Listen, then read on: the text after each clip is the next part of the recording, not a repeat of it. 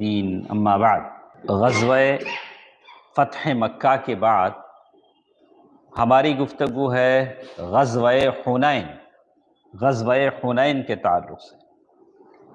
تو غزوہ حنین کے تعلق سے کل کچھ باتیں ہم نے پڑھا، جس میں یہ جو قبیلہ حوازن، یہ جو قبائل تھے بڑے سخت تھے، جنگجو تھے، انہوں نے اللہ کے نبی صلی اللہ علیہ وسلم کے خلاف جنگ لڑنے کا فیصلہ کیا۔ تو ان کا جو سردار تھا مالک بن عوف، مالک بن عوف، اس نے جنگ لڑنے کے لیے جہاں خود اپنے جنگجوؤں کو لایا، وہیں اپنے جانوروں، مویشیوں، بکریوں، اونٹوں، عورتوں اور بچوں کو بھی ساتھ لے آیا۔ تو ان کے قبیلے کا جو ایک بوڑھا آدمی تھا درید بن صمہ، اس نے کہا کہ ایسا تم نے کر کے غلط کیا، بچوں کو، عورتوں کو، جانوروں کو کیا نہیں کرنا تھا، نہیں لانا چاہیے تھا۔ بہرکیف مالک بن عوف کا فیصلہ ہی قرار پایا، اور اسی کے فیصلے پر سارے لوگ میدان جنگ میں چلے گئے۔ اور جنگ جب جیسے ہی شروع ہوتی ہے تو ہر طرف جاسوس پھیل جاتے ہیں، مسلمانوں کی طرف سے کچھ جاسوس ہوتے ہیں، کافروں کی طرف سے کچھ جاسوس ہوتے ہیں، تاکہ دونوں کی طاقت کا اندازہ لگایا جا سکے۔ تو مالک بن عوف کے جو جاسوس تھے وہ مسلمانوں کا پتہ لگانے پر مامور تھے۔ ایک بار راؤنڈ جا کے آئے، وہ جاسوس آئے تو دیکھا کہ ان کا ایک ایک جوائنٹ ٹوٹ گیا تھا۔ جوائنٹ سے بولتے ہیں جوڑ، ایسا لگا کہ ان کے جوائنٹ کیا ہو گئے ہیں، ٹوٹ گئے ہیں۔ تو مالک بن عوف نے پوچھا کہ تمہاری تباہی ہو، یہ کیا ہوا تمہارے ساتھ، یہ کیسے تمہارا جوڑ ٹوٹ گیا؟ تو انہوں نے کہا کہ ہم نے کچھ چتک، یعنی مطلب سفید اور کالا رنگ ملا ہوا گھوڑے ہم نے دیکھے، سفید انسان دیکھے، اور اتنے میں اللہ کی قسم ہماری وہ حالت ہو گئی جسے تم دیکھ رہے ہو۔ مطلب انہوں نے فرشتوں کو دیکھا تھا، تو اللہ تعالیٰ نے اپنی قدرت سے ان کے جاسوسوں کی حالت خراب کر دی، اس قابل بھی نہیں رہے کہ مسلمانوں کے تعلق سے وہ لوگ جا کر کچھ کہہ سکیں۔ اللہ تعالیٰ سے ہم دعا کرتے ہیں کہ ہر وہ گندے خیالات کا انسان جو مسلمانوں کو نقصان پہنچانا چاہتا ہے، اللہ اس کے ساتھ ایسا ہی معاملہ کرے جو اس زمانے میں ان کے ساتھ کیا تھا۔ آمین، ماشاءاللہ۔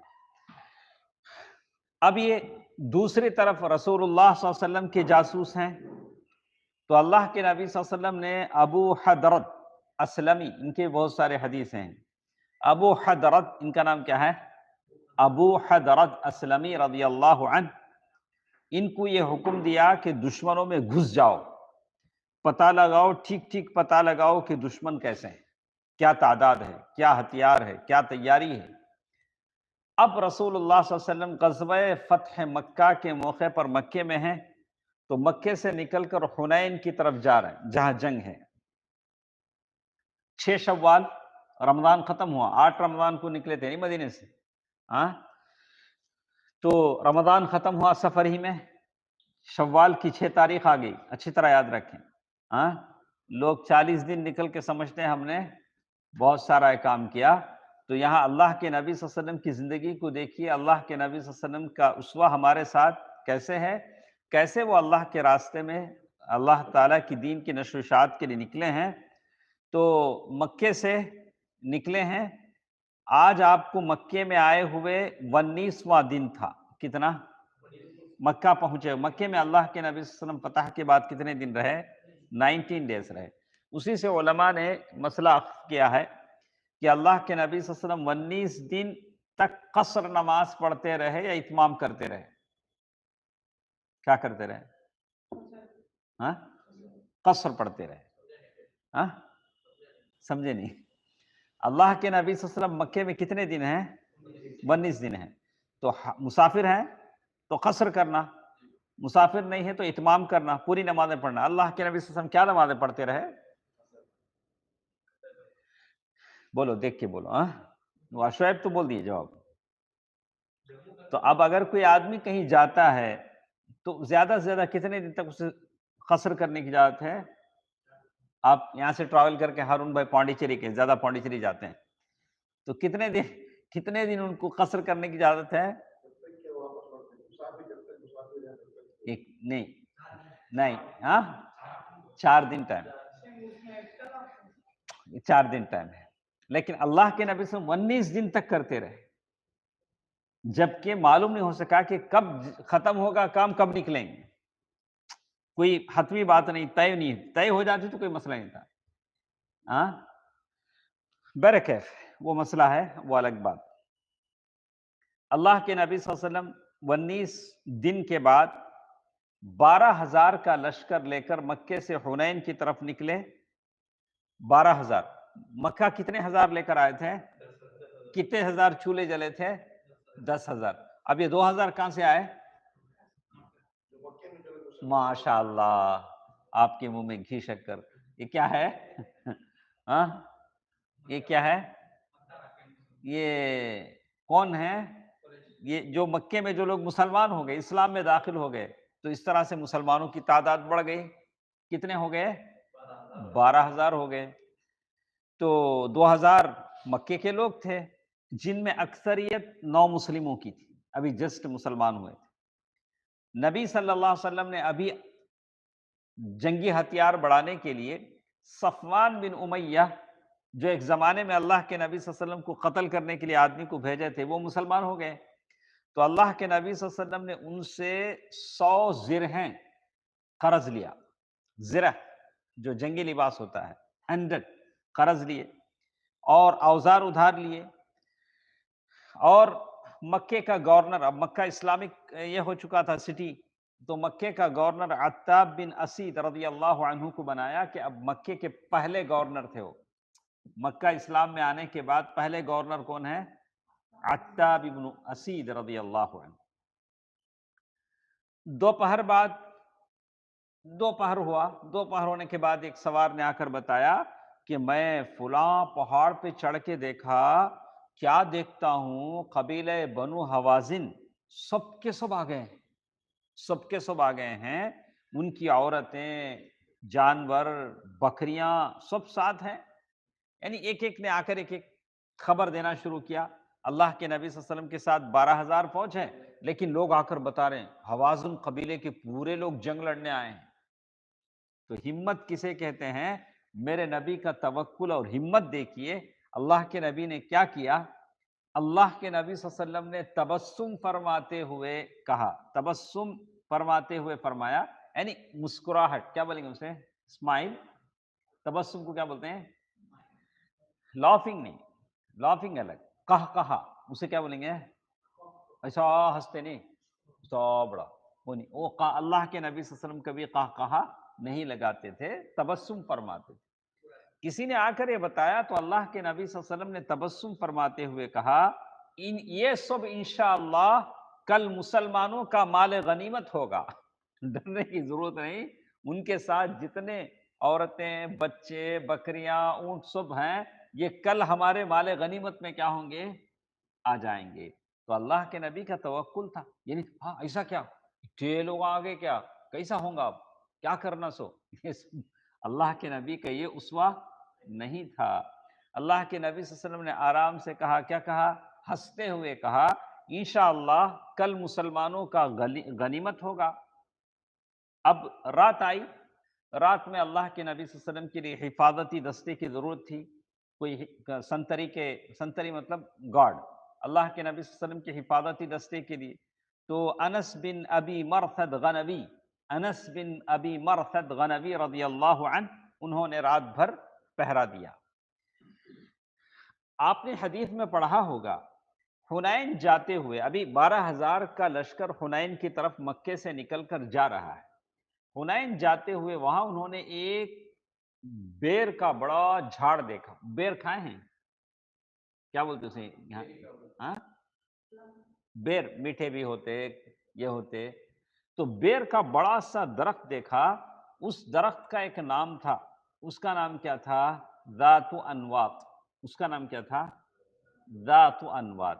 آپ جگہ جگہ ایک ایک مندر ہے، ایک ایک درخت ہے، اس کا ایک نام۔ ایک ایسا ایک مندر دیکھا ہم نے، یہاں قریب میں ہے، اس مندر کا نام لوگوں نے رکھا باڈی گارڈ، کوئی کیا رکھا؟ تو لوگ وہاں جاتے ہیں، سفر سے پہلے جا کے وہاں نیمبو چڑھا کے حفاظت کی دعائیں کرتے ہیں، الیاذ باللہ، پتھر جو بھی ہے ان کے وہ دعا۔ تو ایسے وہ زمانے میں بھی کیا تھا، وہ زمانے میں بھی کیا تھا، ایک درخت تھا۔ لوگ کیا کرتے تھے جب جنگوں پر جاتے تھے تو اپنے ویپنس ہتھیار کو کیا کرتے تھے، وہاں لٹکاتے تھے، درخت لٹکائے تو اس میں کیا ہوتا، بوسٹر، اسے کیا ہوتا، پاور آتا، اس ہتھیار کو کیا آتا، پاور آتا تھا۔ تو اس طرح کا بدعقیدگی ان میں تھی۔ تو مشرکین اپنے ہتھیار لٹکاتے تھے، اس کے پاس جانور ذبح کرتے تھے، وہ درخت کے پاس جا کر کیا کرتے، جانور ذبح کرتے، اور وہاں درگاہ پر میلہ لگاتے، عرس ہوتا تھا وہ جھاڑ کے پاس۔ وہ جھاڑ کا نام کیا تھا، ذات انواط۔ تو اللہ کے نبی صلی اللہ علیہ وسلم کے ساتھ جو لوگ مسلمان ہوئے ہیں، اس میں کچھ نئے نئے لوگ بھی مسلمان ہوئے ہیں۔ انہوں نے کہا اللہ کے نبی صلی اللہ علیہ وسلم، مشرکوں کے لیے جیسے ذات و انواط ہے، ہمارے لیے بھی ایک درخت بنا دیجیے نا، ہمارے لیے بھی کیا کر دیجیے، ایک درخت کے لیے۔ آپ صلی اللہ علیہ وسلم نے فرمایا اللہ اکبر، اللہ اکبر، قسم ہے اس ذات کی جس کے ہاتھ میں محمد کی جان ہے، تم نے ویسی ہی بات کہی جیسے موسیٰ علیہ السلام کی قوم نے کہی تھی۔ موسیٰ علیہ السلام کے لوگوں نے بھی کیا کہا، اجعل لنا الہا کما لہم آلہہ، اے موسیٰ علیہ السلام ہم کو بھی ایک تھوڑا کیا تم آئیڈل بنا کو دو نا، بت، ان لوگوں کا بت ہے نہیں، ہم کو بھی کیا کرو، ایک بت بنا کے دو، ہمارے لیے بھی ایک معبود بنا دیجیے جیسے ان کے معبود ہیں۔ یہ طور و طریقے ہیں، تم لوگ یقیناً پہلوں کے راستے پر چل رہے ہو، پہلے لوگوں نے جو کیا ویسے تم بھی کر رہے ہو۔ تو بہرحال ان کا طریقہ غلط تھا۔ آج بھی آپ دیکھیں گے مشرکین ہیں جو نام نہاد مسلمان ہیں، وہاں ایک دروازہ ہے نہیں، وہ وہاں جا کو قفل لگائے تو ان کے منہ کو قفل لگ جاتا کرتے، ہاں گھر میں زیادہ بات کرے تو ان کے منہ کو قفل لگنا، تو کیا کرنا تمہیں، وہاں جا کو قفل لگانا، وہاں جیسے قفل لگتی ہے منہ کو کیا ہو جاتا، قفل ہے۔ سبحان اللہ، سبحان اللہ، کیا عقیدگی ہے۔ اور پھر وہ جا کے روٹیاں چھوڑنا، وہ ندی میں روٹیاں چھوڑے تو ارے اللہ آٹا دیا، نیمبو دیا، چٹنی کھاؤ، کھوپرا دیا، چٹنی بنا کے کھاؤ، ہاں آٹا دیا، روٹی بنا کے کھاؤ، ندیاں میں چھوڑنے کو واسطے دیا، ہاں بچے پیدا ہونے کے جو اسباب ہیں وہ اختیار کرو، بچے نہیں پیدا ہو تو دوائی استعمال کرو، ڈاکٹر ہیں، اللہ سبحانہ تعالیٰ سے دعا کرو، اللہ تعالیٰ اولاد دے گا۔ اولاد دینے کی بات اللہ تعالیٰ کی ہے، اللہ کے ہاتھ میں ہے، ہاں ہم جس کو چاہتے ہیں بیٹے دیتے ہیں، ہاں ذکور اور جس کو چاہتے ہیں بیٹیاں یا دو ملا کے دیتے ہیں، یہ من یشاء عقیمہ، ہم جس کو چاہتے ہیں بانجھ کر کے رکھ دیتے ہیں، بچے نہیں ہوتے ہیں، لیکن دینا کس کے ہاتھ میں ہے، اللہ کے ہاتھ میں۔ روٹیاں چھوڑنے سے بچے نہیں پیدا ہوتے ہیں۔ اچھا، اجعل لنا الہا کما لہم آلہہ۔ تو اب یہ 12,000 کی لشکر کا لشکر کی فوج جب آگے بڑھ رہی ہے تو ہر ایک کو کیا ہوتا، ذرا اندر سے کیا ہوتا، ذرا ہاں آج ہم لوگ بڑی تعداد میں ہیں، ہمیں ہارنے کا سوال نہیں، ہم کو کوئی ڈیفیٹ نہیں کر سکتا۔ تو یہ بات اللہ کے نبی صلی اللہ علیہ وسلم کو اچھا نہیں لگا، ہاں اس طرح کی چیز اللہ کے نبی صلی اللہ علیہ وسلم، تو وہ آپ تو صاحب تواضع، متواضع تھے، تواضع کرنے والے تھے۔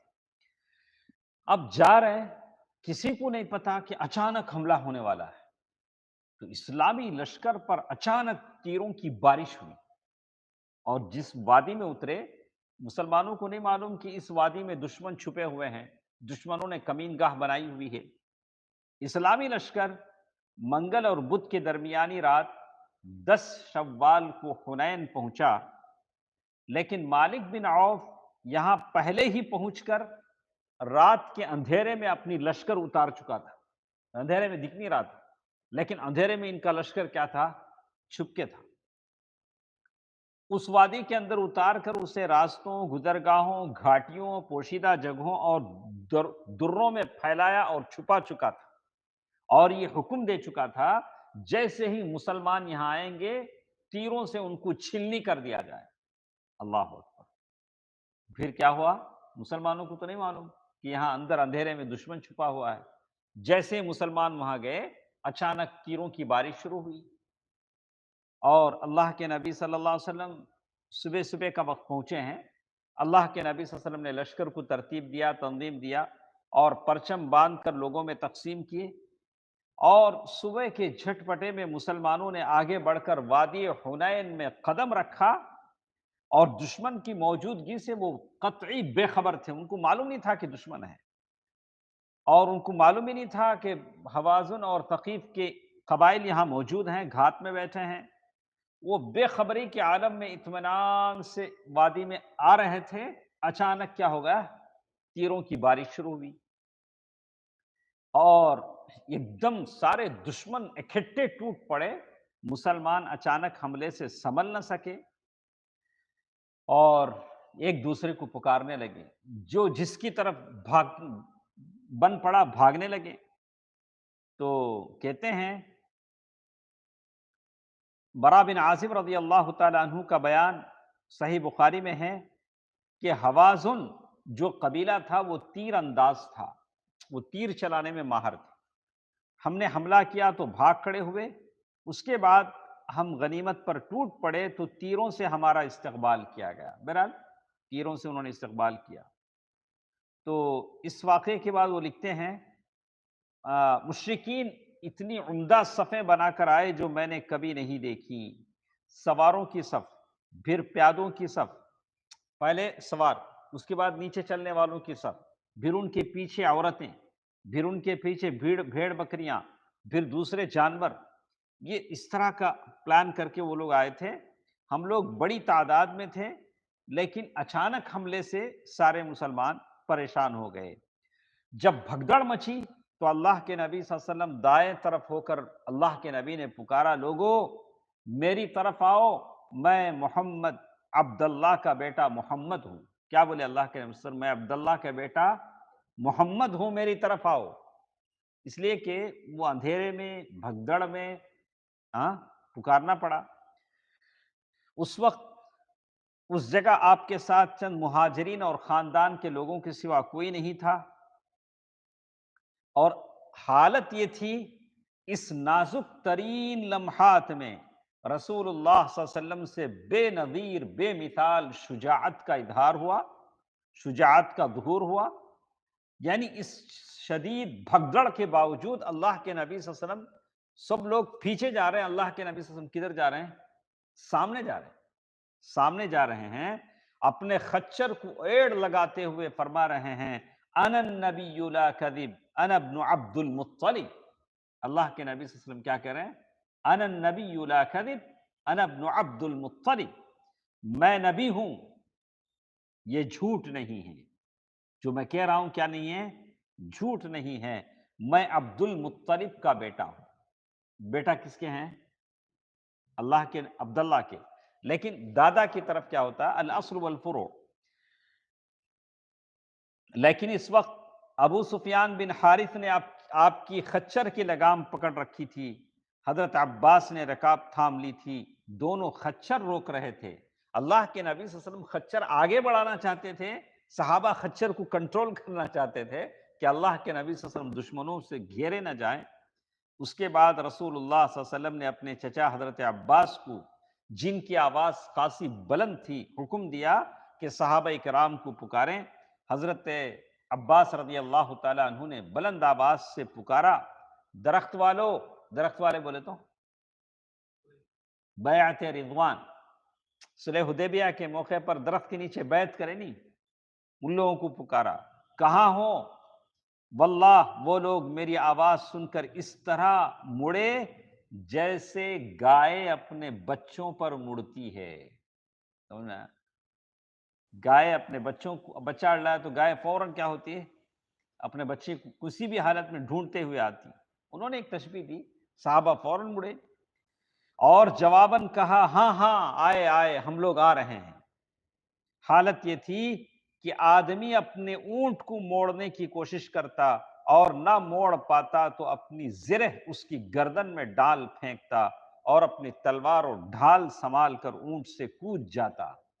یعنی اللہ کے نبی صلی اللہ علیہ وسلم نے بلایا تو سارے آنے لگے، مہاجرین، انصار، اہل البیع، بیعت الرضوان، یعنی اہل الشجرہ، یعنی وہ درخت کے نیچے جنہوں نے بیعت کی، سارے کے سارے آنے لگے۔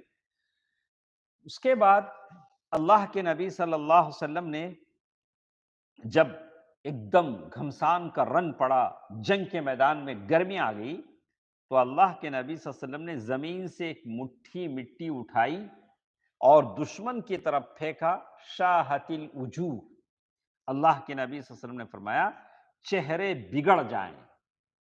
یہ مٹھی بھر مٹی ایسے پھیلی، دشمن کا کوئی آدمی ایسا نہ تھا جس کی آنکھ اس سے بھر نہ گئی ہو۔ مٹھی کتنی تھی؟ مٹھی، لیکن اتنے سارے دشمنوں کی آنکھوں میں اللہ تعالیٰ نے کیا کر دیا؟ وہ مٹی پھیلا دی۔ اس کے بعد ان کی قوت ٹوٹتی چلی گئی اور ان کا کام زوال پذیر ہوتا گیا۔ مٹی پھینکنے کے چند ہی منٹوں کے بعد دشمن کو شکست ہوئی، ہار ہوئی۔ قبیلہ ثقیف کے تقریباً 70 آدمی قتل کیے گئے۔ یہ 70 کا نمبر ہمیشہ ساتھ ہے۔ جنگ بدر میں کتنے قتل ہوئے؟ 70۔ یہاں بھی 70۔ اور ان کے پاس جو کچھ مال، ہتھیار، عورتیں اور بچے تھے، مسلمانوں کے ہاتھ آئے۔ مسلمان، جیسے اللہ کے نبی صلی اللہ علیہ وسلم نے ہنس کر کہا تھا یہ کل کیا ہوگا؟ ہمارے لیے مال غنیمت ہوگا۔ یہی وہ تغیر ہے، بدلاؤ ہے، جس کا ذکر اللہ تعالیٰ نے قرآن مجید میں کہا وَيَوْمَ حُنَيْنٍ إِذْ أَعْجَبَتْكُمْ كَثْرَتُكُمْ فَلَمْ تُغْنِ عَنْكُمْ شَيْئًا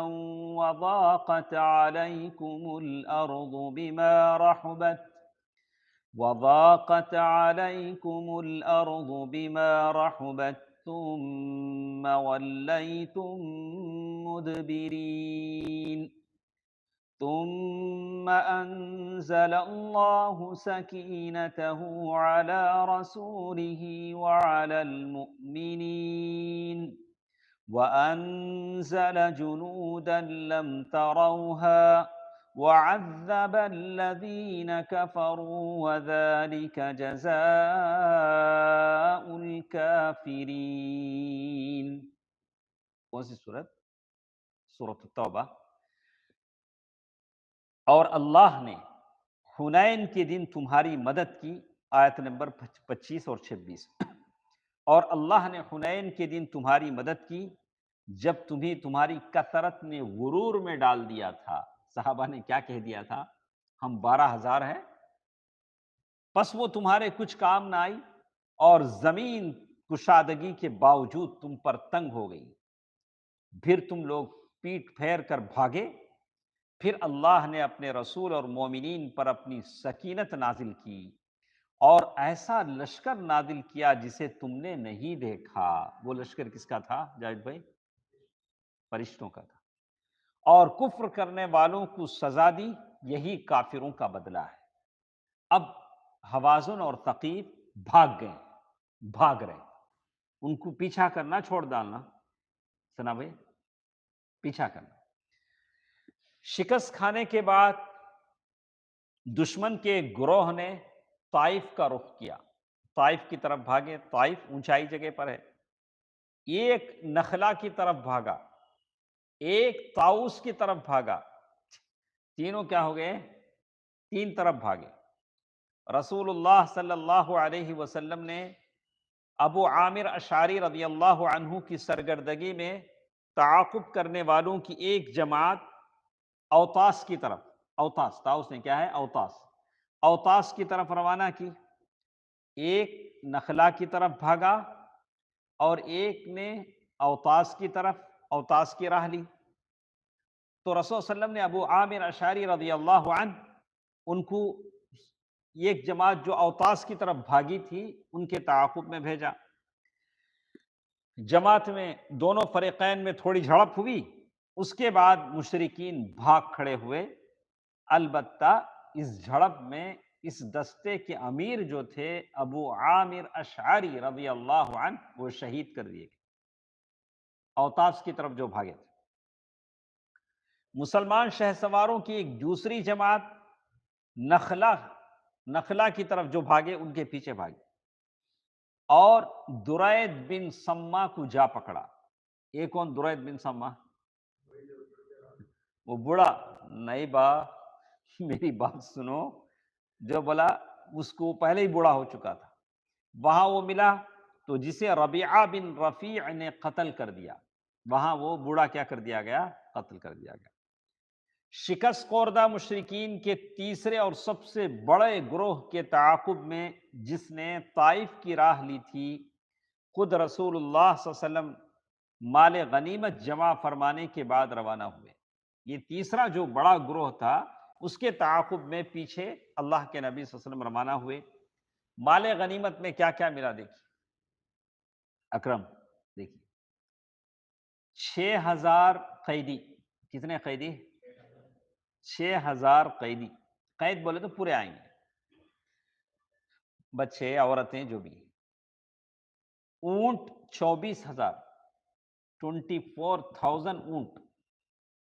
بکری 40,000 سے زیادہ. چاندی 4,000 اوقیہ، یعنی 1,60,000 درہم، جس کی مقدار 6 کنٹل سے چند ہی کلو کم ہوتی ہے. رسول اللہ صلی اللہ علیہ وسلم نے کہا کہ ان سب کو جمع کرو، ایک جگہ جمع کرے. جمع کر کے ایک امیر کو مقرر کر دیا، اس کے انچارج تمہیں. مال غنیمت جتنا بھی تھا اس کے انچارج کے طور پر مسعود بن عمر غفاری رضی اللہ عنہ ان کے حوالے کر دیا، اور یہ تاکید کر دی کہ جب تک غزوہ طائف سے فارغ نہ ہو گئے اسے تقسیم نہ فرمانا. اب ایک تیسرا گروپ ہے جس کے پیچھے اللہ کے نبی صلی اللہ علیہ وسلم جا رہے ہیں. جب ان سے نمٹ لیں گے تب اسے کیا کرنا؟ تقسیم کرنا. قیدیوں میں کتنے قیدی تھے؟ 6,000 نہیں. اس میں اللہ کے نبی صلی اللہ علیہ وسلم کی دودھ رضاعی بہن جنہوں نے دودھ پیا تھا، شیمہ، ان کا نام کیا تھا؟ شیمہ، جن کو حلیمہ سعدیہ رضی اللہ عنہا نے دودھ پلایا تھا دونوں کو، اللہ کے نبی صلی اللہ علیہ وسلم کو بھی اور ان کو. تو شیمہ بنت حارث سعدیہ بھی تھی، وہ بھی تھی جو رسول اللہ صلی اللہ علیہ وسلم کی رضاعی بہن تھی. رضاعی بہن بولے تو دونوں ایک ساتھ دودھ پیے تھے، ایک عورت کا دونوں ایک ساتھ دودھ پیے. وہ اللہ کے نبی صلی اللہ علیہ وسلم کے پاس گئی، وہ بھی قیدی تھی. اللہ کے نبی صلی اللہ علیہ وسلم کے پاس جا کر اپنا تعارف کرایا کہ آپ میرے رضاعی بھائی ہیں. اللہ کے نبی صلی اللہ علیہ وسلم فوراً اپنی جگہ سے اٹھے، اپنا عمامہ بچھایا، ان کو عزت سے بٹھایا. ہاں، عزت سے، ان کی بہن ہوتی تھی، عزت سے بٹھایا. اب کیسے معلوم ہونا انہوں بہن بول کے؟ بچپن میں کھیلتے خود کیا تم ایک نشانی رہتی، ہمیں بہن کو کیا تم پھینک کو مارنا، وہ نشان لگ جانا، یہ تو انہوں ہم نہ پھینک کو مارنا، نشان لگ جانا، ایسی نشانیں رہتی. بہن کیا بولتی، وہ بتاتی، دیکھ یہ میں ماری سوچ، ہاں تجھے نشان ہے نہیں، دے وہ. تو وہ کچھ علامت تھی، کچھ نشانی تھی، یا کوئی اور نشانی تھی جو انہوں نے بتایا تھا اللہ کے نبی صلی اللہ علیہ وسلم کو. تو رسول اللہ صلی اللہ علیہ وسلم نے ایک علامت کے ذریعے پہچان لیا، اللہ کے نبی صلی اللہ علیہ وسلم نے پہچان لیا کہ شیمہ میری بہن ہے. کوئی علامت تھی، اللہ بہتر جانتا ہے. پھر اللہ کے نبی صلی اللہ علیہ وسلم نے بڑی عزت و قدر و منزلت کی. آپ لوگ کرتے ہیں بہن کی عزت؟ ہاں کیا سنا بھائی؟ اچھا. پھر ان کی بڑی قدر و عزت کی، اپنی چادر بچھا کر بٹھایا. کیا؟ اپنی چادر بچھا کر بٹھایا. کسے بٹھا رہے ہیں؟ بہن کو.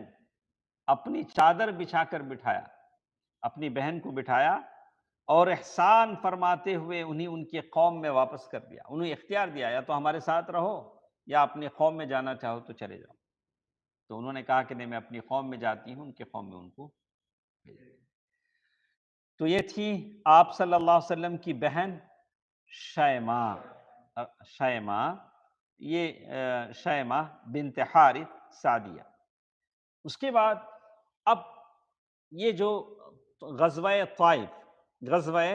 طائف ہمارے ساتھ اور 10 منٹ کا ٹائم ہے، 7:02 پر ہم نے شروع کیا تھا. تو غزوہ طائف تو ابھی یہ کس کے لیے غزوہ ہو رہا ہے؟ وہ تینوں میں سے ایک تیسرا گروپ جو بھاگ کر گیا تھا، مالک بن عوف جس کے ساتھ تھا۔ یہ غزوہ در حقیقت غزوہ حنین ہی کا ایکسٹینشن ہے، اسی کا ایک حصہ ہے، پھیلاؤ ہے۔ چونکہ حوازن اور ثقیف کے بیشتر شکست خوردہ افراد اپنے جنرل کمانڈر مالک بن عوف نصری کے ساتھ بھاگ کر طائف آئے اور یہی قلعے بند ہو گئے۔ وہاں بڑے بڑے قلعے تھے طائف میں، پورے جا کے قلعوں میں بڑھ گئے۔ اللہ کے نبی صلی اللہ علیہ وسلم حنین سے فارغ ہو کر جعرانہ وہ ایک جگہ کا نام ہے، وہ اللہ کے نبی صلی اللہ علیہ وسلم نے سارا مال جمع فرمایا۔ اور اب جعرانہ کہاں ہے؟ دیکھو وہ کہاں ہے، مسجد عائشہ کہاں پڑتی ہے؟ جعرانہ میں مسجد عائشہ ہے کیا؟ دیکھیے، اچھا، رضی اللہ عنہ کہتے ہیں تو جعرانہ، وہاں اللہ کے نبی صلی اللہ علیہ وسلم نے مال غنیمت جمع فرما کر اسی ماہ شوال میں طائف کا قصد فرمایا، طائف کے لیے روانہ ہو۔ اس مقصد کے لیے اللہ کے نبی صلی اللہ علیہ وسلم نے خالد بن ولید رضی اللہ تعالیٰ عنہ کو ایک ہراول دستہ، یعنی جانے سے پہلے سامنے ایک فوج خالد بن ولید رضی اللہ تعالیٰ عنہ کو دے کر بھیجا، اور راستے میں مالک بن عوف کا جو قلعہ تھا اس قلعے کو ڈھا دیا، آپ نے اسے منہدم کر دیا، اور اس کے بعد وہاں دشمن کے علاقے کا محاصرہ کیا۔ محاصرے نے طول پکڑا، 40 دن تک اللہ کے نبی صلی اللہ علیہ وسلم کیا کرتے رہے؟ محاصرہ کرتے رہے۔ کتنا؟ دیکھو 8 رمضان کو نکلے ہیں، مکے میں 19 دن رہے ہیں، اور 40 دن یہاں محاصرے میں گزر رہا۔ تو محاصرے کے دوران، محاصرہ کے معنی لاک ڈاؤن جو تھا، ان کو لاک پورے سے کیا کیا تھا؟ محاصرے کے دوران دشمن جو اندر قلعوں میں تھے تیر برسا رہے تھے، تو مسلمانوں کو یہ ٹڈی دل فوج جو اندر تھی تیر برساتی تھی، تو مسلمانوں کا اس سے بہت نقصان ہوا، کئی لوگ زخمی ہوئے، 12 صحابہ شہید ہوئے ان کی تیر اندازی سے۔ تو مسلمانوں کو وہاں سے اپنا کیمپ اٹھانا پڑا، اور اب جہاں مسجد طائف ہے وہاں کے پاس لے جانا پڑا۔ تو اللہ کے نبی صلی اللہ علیہ وسلم نے اس صورت حال سے نمٹنے کے لیے طائف والوں پر منجنیق نصب کی، منجنیق جو ایسے زور سے پتھر کہتے ہیں اس کو، اور متعدد گولے پھینکے، پتھر کے بڑے بڑے گولے برسائے، جس سے قلعے کی دیواروں میں سوراخیں پڑ گئیں، اور مسلمانوں کی ایک جماعت دبابہ کے اندر گھس کر، دبابہ مطلب ٹینک، وہ زمانے کے جو ٹینک تھے اس کے اندر گھس کر قلعے کے اندر پہنچ گئے، لیکن دشمن ان پر لوہے کے جلتے ٹکڑے پھینکے، دشمن بھی کیا تھا؟ جلتے ہوئے ٹکڑے پھینکے، جس سے مجبور ہو کر مسلمان دبابے کے نیچے سے باہر نکل آئے، بہت سارے مسلمان شہید ہوئے۔ رسول اللہ صلی اللہ علیہ وسلم نے دشمن کو مغلوب کرنے کے لیے جنگ کی حکمت عملی کے طور پر حکم دیا کہ وہاں جو انگور کے درخت تھے اسے کاٹ دیے جائیں، انگور کے درخت کیا کر دیے جائیں؟ کاٹ کر جلا دیے جائیں۔ لیکن اللہ کے نبی صلی اللہ علیہ وسلم نے تھوڑا بولا تھا، مسلمانوں نے ذرا زیادہ ہی کیا کر دیا؟ کاٹ کر جلا دیے۔ اس پر قبیلہ ثقیف کے جو لوگ تھے، اللہ کا واسطہ، قرابت کا واسطہ دے کر گزارش کی کہ درختوں کو کاٹنا بند کر دیجیے، درختوں کو کاٹنا بند کر دیجیے۔ آپ صلی اللہ علیہ وسلم نے اللہ کے واسطے اور قرابت کے خاطر درختوں کو کاٹنا بند کر دیا۔ دوران محاصرہ، جب پورا محاصرہ ہو چکا تھا، اللہ کے نبی صلی اللہ علیہ وسلم نے اعلان کرایا کہ جو غلام، جو نوکر دشمنوں کی طرف سے ہماری طرف آ جائیں وہ آزاد کر دیے جائیں گے۔ تو کافروں کے 23 آدمی جو غلام تھے آزاد ہو جاتے تھے، مسلمانوں کی طرف آ گئے، تو اس طرح ان لوگوں کو، دشمنوں کو غلام کیا ہو گئے؟ ختم ہو گئے، مسلمان ہو کر ادھر چلے گئے۔ انہی میں سے حضرت ابو بکرہ رضی اللہ عنہ بھی تھے۔ نام کیا ہے صحابی کا؟ بہت مرتبہ حدیث میں ہم آتا، ابو بکرہ رضی اللہ عنہ۔ اب وہ کیسے آنا؟ وہ قلعے میں تھے، وہ قلعے کی دیوار پر چڑھ کر ایک چرخی، چرخی معلوم آپ کو؟ دیکھو کیا ٹیکنیک رہا اس زمانے میں. چرخی بولے تو ایسا گول رہتا، اس کو رسی ڈالتے ہیں، رسی کھینچتے نہیں، وہ چرخی ویل، ویل میں سے کیا ہوتی وہ یہ ہوتی. تو ہاں کیا ہم لوگ کیا بولتے ہیں، ہاں ہاں. تو وہ زمانے میں قلعے سے اترنے کے لیے انہوں نے وہ ٹیکنیک یوز کیا. ابو بکر رضی اللہ تعالیٰ عنہ چرخی بنا کر وہاں سے قلعے سے نیچے اتر کر آ کر مسلمانوں کے ساتھ مل گئے، آزاد ہو جاتے تھے، جس کے ذریعے رہٹ سے پانی کھینچا جاتا ہے. باڑی سے کیا کرتے ہیں، پانی کھینچنے کے لیے بھی یوز ہوتا ہے. چونکہ اس کو عربی میں بکرا کہتے ہیں، اس لیے ان کا نام کیا ہو گیا، ابو بکرا. اس لیے رسول اللہ صلی اللہ علیہ وسلم نے ان کی کنیت ابو بکرا رکھ دی. ان سب غلاموں کو رسول اللہ صلی اللہ علیہ وسلم نے آزاد کر دیا، اور ہر ایک کو ایک ایک مسلمان کے حوالے کر دیا کہ اسے سامان بہم پہنچائے. اور جب اللہ کے نبی صلی اللہ علیہ وسلم نے جب دیکھا کہ محاصرہ طول پکڑا ہے اور دشمن ہارنے کا نام نہیں لے رہا ہے، تو اللہ کے نبی صلی اللہ علیہ وسلم نے حضرت عمر رضی اللہ تعالیٰ عنہ سے کہہ دیا کہ لوگوں میں اعلان کر دو کہ ہم کل واپس جا رہے ہیں. کیا کریں گے، ہم کل واپس جا رہے ہیں. لیکن صحابہ پر یہ اعلان گرا گزرا. صحابہ بولے کیسا، اتنے دن ہمیں تھے، کیسا واپس جائیں گے، طائف فتح کیے بغیر ہم کیسے واپس جائیں گے. صحابہ ایسا بول رہے ہیں. رسول اللہ صلی اللہ علیہ وسلم نے فرمایا اچھا تو کل صبح لڑائی پر چلنا ہے. اللہ کے نبی صلی اللہ علیہ وسلم نے بھی کیا کر دیا، فیصلہ بدل دیا. چنانچہ دوسرے دن لڑائی پر گئے، لیکن چوٹ کھانے کے سوا کچھ حاصل نہیں ہوا. دوسرے دن بھی کچھ حاصل نہیں ہوا. تو اس کے بعد آپ نے پھر فرمایا ہم انشاءاللہ کل واپس ہوں گے. اللہ کے نبی صلی اللہ علیہ وسلم نے پھر کیا کیا، کل ہم واپس ہوں گے. اس پر لوگوں میں خوشی کی لہر دوڑ گئی اور انہوں نے بے چون و چرا رخت سفر باندھنا شروع کیا. یہ کیفیت دیکھ کر اللہ کے نبی صلی اللہ علیہ وسلم مسکرا دیے. اس کے بعد جب لوگوں نے کوچ کیا تو آپ نے یہ دعا فرمائی، آئبون تائبون عابدون لربنا حامدون. ہم پلٹنے والے، توبہ کرنے والے، عبادت گزار ہیں اور اپنے رب کی حمد کرتے ہیں. آپ بھی جب سفر سے واپس آتے ہیں تو آپ بھی کیا کریں گے، یہ دعا پڑھیں گے، آئبون تائبون عابدون لربنا حامدون. اب بات آتی ہے 2 منٹ ہے تو مال غنیمت کیسا تقسیم کرنا ہے. نہیں تو جعرانہ، جعرانہ کہاں ہے مسجد عائشہ؟ دیکھیں نہیں آپ، ٹھیک ہے کل دیکھ کر. ہاں جعرانہ میں نہیں ہے، اچھا دیکھیں. تو اللہ کے نبی صلی اللہ علیہ وسلم مال غنیمت تقسیم کرنے کے لیے ٹھہرے ہیں. تو کئی روز جعرانہ میں اللہ کے نبی صلی اللہ علیہ وسلم ٹھہرے رہے، اور ٹھہرے رہے، مال غنیمت ابھی تقسیم نہیں کیا. اللہ کے نبی صلی اللہ علیہ وسلم نے کیا نہیں کیا، مال غنیمت تقسیم نہیں کیا.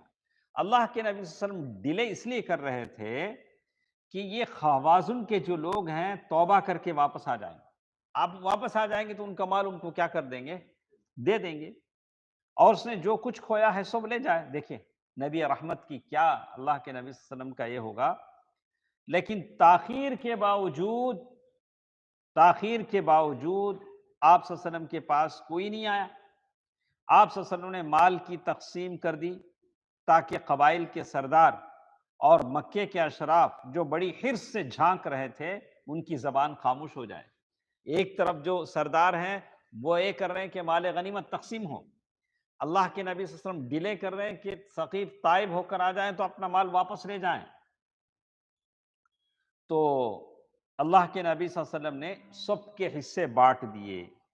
تو کیا کیا حصے بانٹے، بات بڑی ہے. انشاءاللہ مال غنیمت کیسے تقسیم ہوا کل کے درس میں ہم سنیں گے انشاءاللہ. سبحانک اللہم ربنا بحمدک، اشہد ان لا الہ الا انت استغفرک واتوب الیک. والسلام علیکم ورحمۃ اللہ وبرکاتہ.